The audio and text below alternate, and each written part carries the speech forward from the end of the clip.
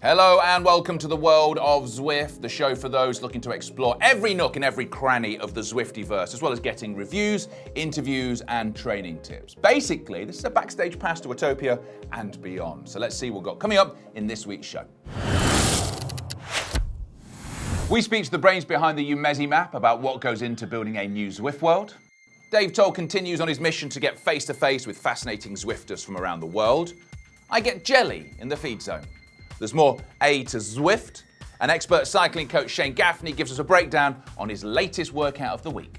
But first, please hit like, subscribe to the channel, and why not leave a comment below? We love your comments, we always read them and reply. Now, whilst you do that, I'm going to brush up on my ball skills. Here we go.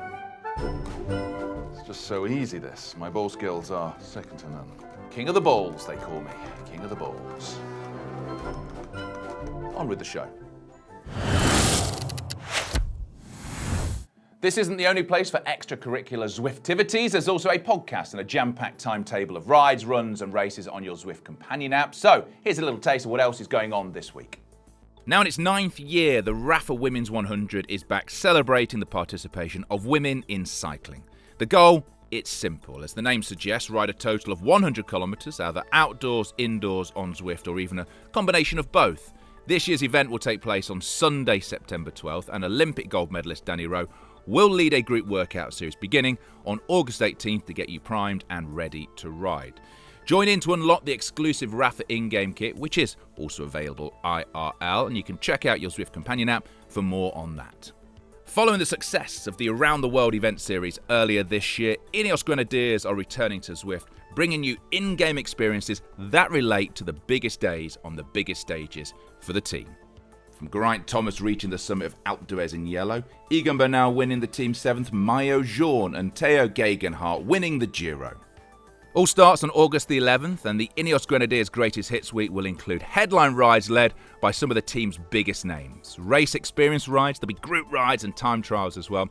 100% not one to miss out on, especially if you want to see me racing in a chase race with one of their riders. Having them with their hot breath down my neck, oh my God, I'm going to panic. Anyway, you know the drill. Check out the Zwift companion app for more info on that, along with a whole host of unmissable Zwift activities taking place that week.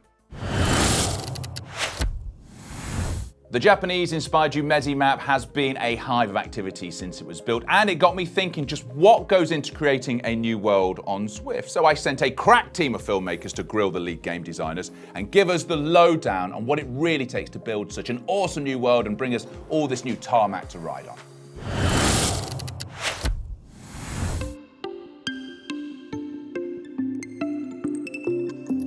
It really starts with just a drawing. It starts with a 2D sketch of what we think the map layout should be. And then from there, everybody throws in images. These are the major ideas that we want in this map. And then that becomes the biome skeleton. In Yumezi's case, we have farmlands, we have towns, we have forests.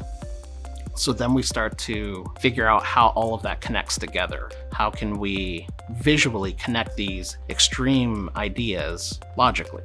When this map started, we basically started with let's do something that has a Japan flavor to it. We didn't want to specifically make Japan that exists in the real world, but we did want to bring a lot of the cultural aspects into that map. この新しいマップユメジは、詩人の正岡子規さんの俳句から取っています。鹿を追う夏野の夢路伏せしぎるという俳句から取っています。まさに文字通り夢の中を走っているような、日本の原風景を走っているようなインスピレーションをこの俳句から受け、このマップを作成しています。So building the map takes quite a bit of time. You really want to start at a high level, and you kind of want to get a checklist of everything that you're looking for to incorporate in the level. And that's everything from, your sprint sections, your climbs, your how long is your loops, like, what routes are you planning on having, how many, and then you kind of put it all out on paper and you kind of do a 2D map. Artistically, we have a lot of people who are fans of the Japan culture on our team. We have people who are fans not just of traditional Japanese culture, but we also have fans of modern anime culture and video games. We also tried to do something a little bit differently this time. I really wanted to capture the relaxing feel that you would get from a countryside ride while still getting some residential feel, not making it feel barren and empty that no one lived here. So we had balances of the road where we wanted calm and relaxing, and then something more interesting and exciting. What were some of the major influences? We were able to go back to some of our original reference gathering, and a lot of it was from Studio Ghibli paintings. Movies like My Neighbor Totoro or Laputa, like Castle in the Sky. Those movies and those backgrounds gave us sort of the skeleton of what we wanted to create. That vibe of bigger than life. It gave us the opportunity to sort of lean into that as well. You'll see moments in the Yumezi map where there are giant trees or magical creatures. It gives us a lot of opportunity to explore a different type of design, both technically and just artistically. You can't just plop down cyclist roads in the middle of temples and stuff like that. So a lot of research and a lot of reference goes into building these kinds of things so we can kind of, avoid cycling through arches or gates or temples and stuff like that. That would be completely disrespectful to the culture. But we also want to leverage a really fun, innovative idea. So it is a real balance between building something that is believable and something that's exciting, but it's also culturally respectful. One of the things that we wanted to push with this map is we wanted to create a world that felt bigger than the road you were riding on. To create these scenes that were vast and open, and if you paid attention, there would be life. There would be these discoverable moments where you could just attach to. We wanted to expand the world and make it feel like it lived on well after you logged off. We have so many users with so many different goals that it's a real big challenge to get everything incorporated into one map. As we're kind of developing these maps, we're learning a lot about what our users want, how they bike, like the best way we can build these maps and give them kind of that exercise experience that they're looking for, as well as that sense of adventure. So we want to incorporate more thematic events. We want to put people in areas that you're not going to be able to bike in real life in these areas, like maybe give them an experience that they couldn't get and that they could only get on, Zwift. 実際に夢二のマップが5月にローンチになりましたけれども、日本の皆さんの反響がとても素晴らしかったのを記憶しています。ある方は、ここってひょっとしたら山梨県のあそこじゃないかであるとか、ここって伊豆じゃないのとか、皆さんが実際に走られた風景とどこが合致しているような部分があったりするっていうのを、ご自身で探されて、楽しんでみるといったことも多く見られています。There's a couple of hidden features all over this map, and one of them is the kaiju hand. It's just a big old hand that broke off from a mech battle that's kind of launched into the side of the country, like hillside of the countryside. It is a little bit foreshadowing of what is to come, hopefully. We have that, and then we have a number of creatures around, such as the Kappa gods that you'll kind of see in the temple climb area. And if you're riding around at night, there's a whole bunch of different things that'll pop up, either near the lake town or as you're going up the temple climb. We have a bunch of wisps and maybe spirits floating around. So we tried to incorporate a lot of not just anime, but like, Japanese culture, and try to get it all rolled up into one nice little map.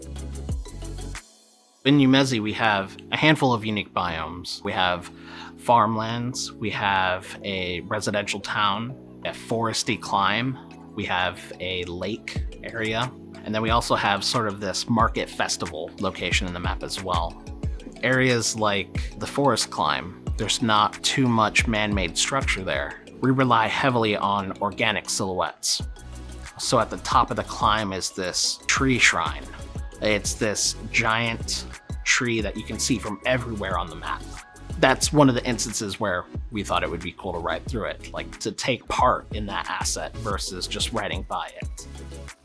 One of the other fun places is the market area. We wanted to create this small, compact market that was just bustling. There's friends having conversations, there's people trying to sell food at food carts, and then at night, all these new assets kick on, and there's this whole nother experience to be had there. this whole nother life that it takes on. It's not that there is a favorite spot, I would say, is that it's as you go through, you get tiny vignettes that tell a story. For example, as you're going through the countryside farms, you might see a giant vegetable and people surrounding it going, what have we done with this? This is amazing. And then you have a hill climb, and as you're going up, you sort of see this story of a giant tree growing over the hillside, and finding the tree at the top is a really fun thing. And then what you find with the tree just kind of brings all that alive. In the crit style mini town that we have, there's a festival going on, and getting to see the little stories as people are there and as you're going through, and what we can tell just by riding through it. That's the most fun, I would say. Even tiny ones where you have a cat on the ground and a dog up on a balcony barking at the cat, and little things like that, we can tell a story without actually having to tell a story. また、マップの中には多くの仕掛けがあり、もちろん猫や犬だけではなくて、本当にいろんな仕掛けがありますので、どこで撮ってもスクリーンショット映えするところがたくさん用意されているのが面白いところだと思います。ユメージのマップは、まだまだこれからも拡張する予定です。It's going to get bigger, just put it that way. So countryside is just one little part of what we're planning to do. It's just the beginning. We have an opportunity to push gamification a little bit more. And with the roots that we planted in Yumezi, literally and figuratively, we can explore bigger ideas with the map. As a team, we're excited about what this world can offer to Zwift. We're really excited about future opportunities and future expansions and ideas that come with it. So as a team, we're pumped about it.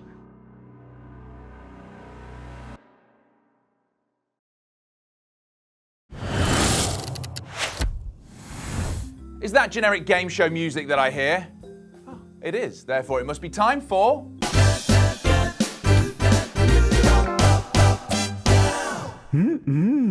This week, I'll be trying out these bad boys. The humble jelly bean, well, it's all grown up and fueling athletes all over the planet. These sports beans use natural colours and flavours and are fueled with carbohydrates, electrolytes and vitamins B and C to boost energy during exercise. As this is the feed zone, I couldn't just have a nice tasty treat. No, I couldn't. My producers had to sneak in some bad tasting beans as well. Here we go. Bean number 1. In it goes. Oh, that's awful.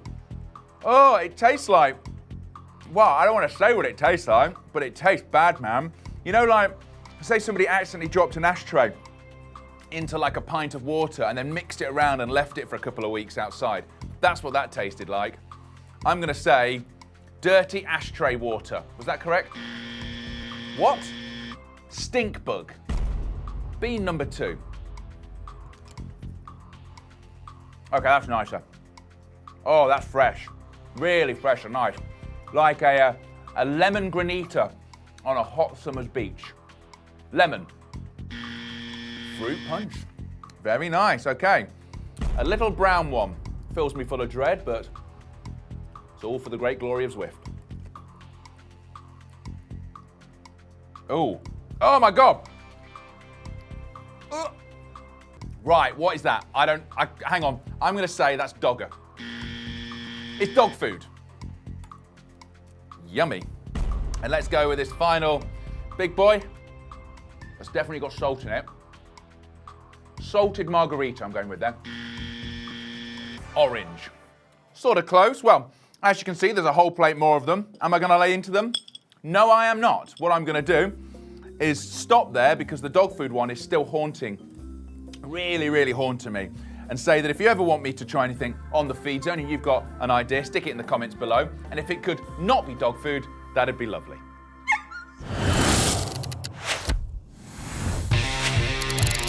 A is for Anvil. We all love a power-up that makes you go faster uphill, or when sprinting for the win. But how about when you're going downhill? That's just gravity, Rasan, I hear you say. I already know how to super tuck, Rasan, I hear you say. But what if I told you you can make yourself heavier for a moment too? Interested? I thought so. Behold, the Anvil, a power-up that's only available during special events. It helps you descend like a ton of bricks by adding weight to your avatar and it is great for events with long descents. My advice, choose your descent and max out your speed early. Now, ideally, get into a super tuck and let that anvil rip. Or do it near the bottom of the hill if you want to solo off the front. A is for anvil and for apple, because even gravity can be fun. Dave Towle has watched so much Zwift racing, legend has it he reads his commentary off a script he wrote before the race has even begun. He's that good. So as the all-seeing eye of the ZRL, he's been compiling a list of extraordinary Zwifters that he's itching to meet in real life. So let's see who he met up with this week.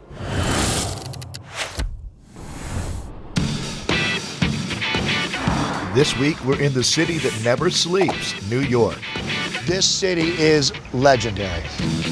We're going to get to know the one and only Kristina Grossman. Kristina is a legend of the Zwift Racing League, having lit it up over the past 3 seasons. The American doesn't just take part, though. She has a cold-blooded competitive nature and has plenty of wins to prove it. This is going to be Grossman at her best. Grossman is a wattage cottage, no doubt. Kristina Grossman picking up a lot of bonus points. Here comes Grossman. Grossman trying to take it down. Wow! Beautiful. Outside of Zwift, she races with Fohr Trek, one of the East Coast's coolest teams. I mean, just look at those jerseys. Away from the bike, Kristina is a vice president at Republic Records.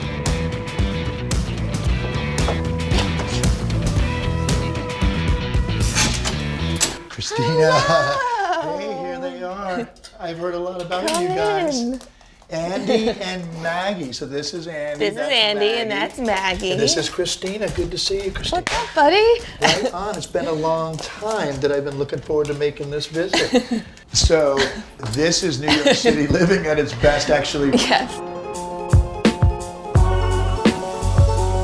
We've known Kristina from racing on the ZRL, and you were on the Riot team now. But we certainly enjoyed your style, and as we learned about the backstory of riders, I thought a lot about what it was like for you, and Zwifting made a ton of sense. It's where I spend many hours, right in that little corner. I bet. What do the dogs do while you're Oh, they sleep.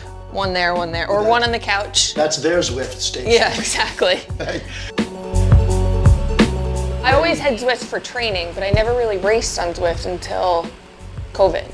I think the biggest challenge was just figuring out how to start a Zwift race. Because I remember the first one that I did, I was like, all right, neutral start, like they are in Central Park, we'll be fine. And then all of a sudden I'm like, where did everyone go? It's crazy. Yeah. Insane. So have you had a chance to race in real life since post-pandemic? Have you been out there? Yeah, I've done 3 races, actually, 2 of which were on the same day. I did Harlem Crit and the park race. That was my first pro crit that I've ever done. That's crazy. It was amazing. But it was great because I did some of the crits on Zwift and it was very similar to that. And I was like, oh, this is cool, I can hang. I got this. Central Park is hillier than one might think. It's never flat. No, compare in real life to Zwifting in Central Park. It rides exactly the same, which is so cool. And even the segments are timed similarly. Interesting. Yeah. So you could ride a segment on Zwift and go ride it in real life and be within seconds as well? Yeah. Is that right? My best lap time in Central Park and my best lap time on Zwift is probably within 20 seconds of each other, which is really cool.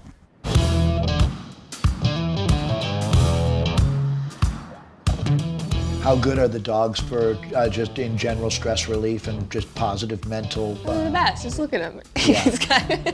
Look like they're Grand Tour cyclists to me. My friend Jessie had posted something on Facebook that was like, we have these dogs coming in from Spain, we need foster homes because they don't have adopters yet. And I was like, oh, I could foster. I've never had a dog, but let's try. Fostering seems safe, and if the dog didn't like me, then, They can find another. Yeah, exactly. So they sent me a picture of Andy, and I was like, oh, he's so cute. And then I basically told myself, I basically adopted him. How far, if you hopped on your bike, would it be until you were in Central Park? 15 minutes. 13 if I'm hitting all the green lights. So easy.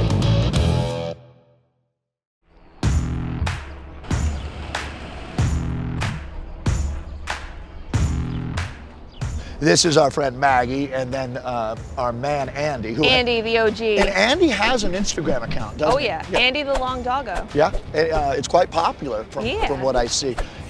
Have you had a renaissance in love for New York in your life? I didn't always love New York. When I was growing up, I grew up riding horses and going to the barn. Like, I wasn't going into the city as much because I grew up further out on Long Island. And it wasn't really until I went to college in Boston that I started falling in love with like city life. All right, I am not gonna go swimming, but I do want to take a look at the river. Do you mind? Yeah, let's do it. All right. When you are riding around here, does it blow your mind that this park, for so many folks, this is their nature, right? Yeah. 10 million people in New York, it's kind of your nature, right? Yeah, yeah. Do you ever race the pedicab, guys? They stand no chance. For people that ride on Zwift, obviously they've ridden Central Park as well, but they probably don't do it at 4:30 in the morning. Talk to me about what a race day is like for you they're here. so fun. Race starts are always between 5:30 and 6, depending Men on and when women. the sun. Yeah, but it's run by this amazing organization called the CRCA. Kristina Grossman, everyone. It was a real pleasure. Thanks for showing us New York. Kristina is a great example of what it's all about. Our journey continues. I say thank you for joining us, and we'll see you down the road.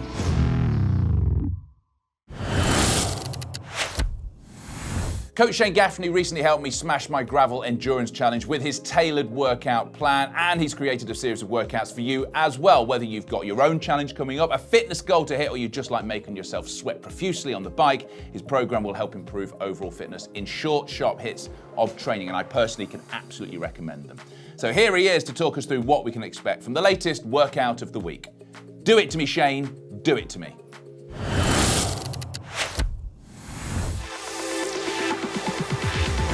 This week's workout of the week is Emily's Short Mix. You've got 30 minutes to spare and you want to make it count.